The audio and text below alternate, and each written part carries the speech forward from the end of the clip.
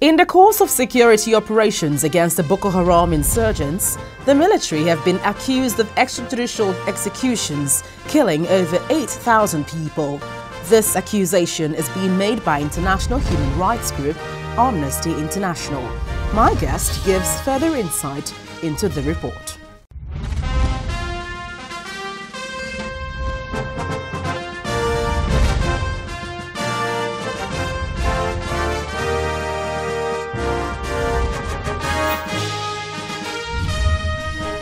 Hello there, good to have you join us on the program this week. I'm Gloria Umezuke.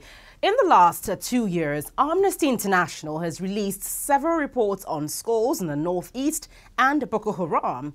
It has brought different information to the government that was seemingly dismissed. Well, this time, Amnesty International have called on President Muhammadu Buhari to fulfill his inauguration promise to protect human rights in the fight against the insurgents by investigating top military officers for extrajudicial killings in northeastern Nigeria. We shall be looking at the details of that report.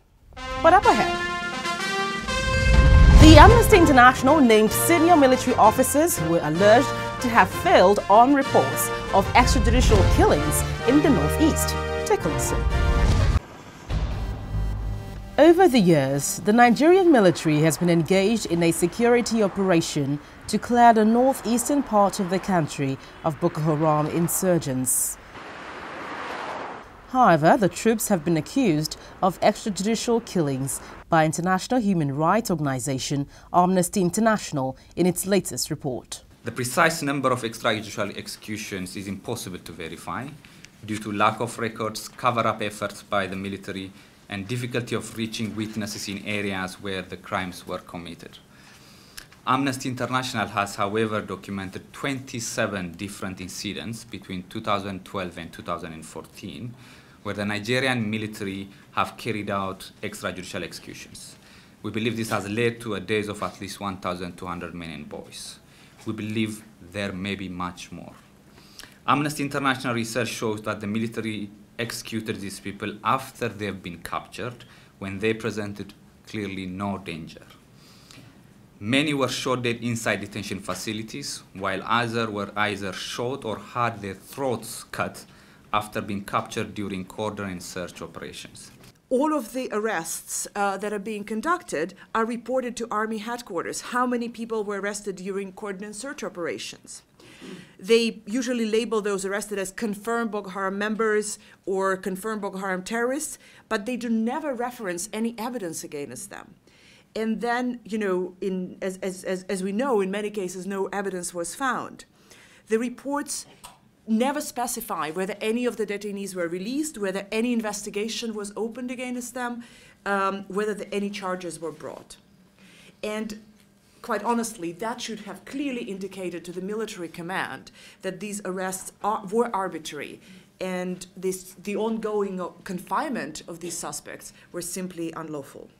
In the report titled "Stars on Their Shoulders, Blood on Their Hands: War Crimes Committed by the Nigerian Military," Amnesty International alleged that at least 7,000 people died in detention, over 1,000 people were executed extrajudicially, and at least 20,000 people, mostly young men and boys, were arrested arbitrarily.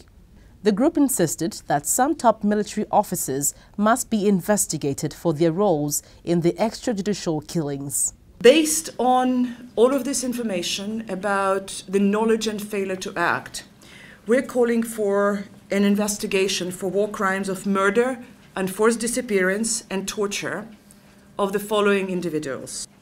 Lieutenant General Azubuki Hijirika, who was Chief of Army Staff from September 2010 until he retired in January 2014. Admiral Olasab Saad Ibrahim, who was the Chief of Defense Staff from 4th of October 2012 until 16th January 2014. Air Chief Marshal Alex Bade. He was Chief of Defense Staff from January 16th to the time of this writing. And finally, Lieutenant General Kenneth Minima. He was Chief of Army Staff from 16 January 2014 to the time of this writing. Amnesty International had shared their findings with government officials at a series of meetings. They're hoping that the new government of President Muhammadu Buhari will muster the political will to investigate these claims. Meanwhile, the Nigerian military has dismissed the amnesty report, describing it as a blackmail. The Director of Defense Information, Major General Chris Olukolade, said in a statement that the Nigerian Armed Forces is quite conscious of the fact that the operation has prompted the need to save citizens from abuse of their rights by mindless terrorists. Accordingly, the forces have continued to state and restate its commitment to the rights of Nigerians and all its citizens while prosecuting its anti-terrorism campaign, unquote. He recalled that a joint investigation team was set up by the Defense Headquarters as part of efforts to ensure that no detainee suffer unjustly. He insisted that no proven case of human rights abuse in the military will be left unpunished.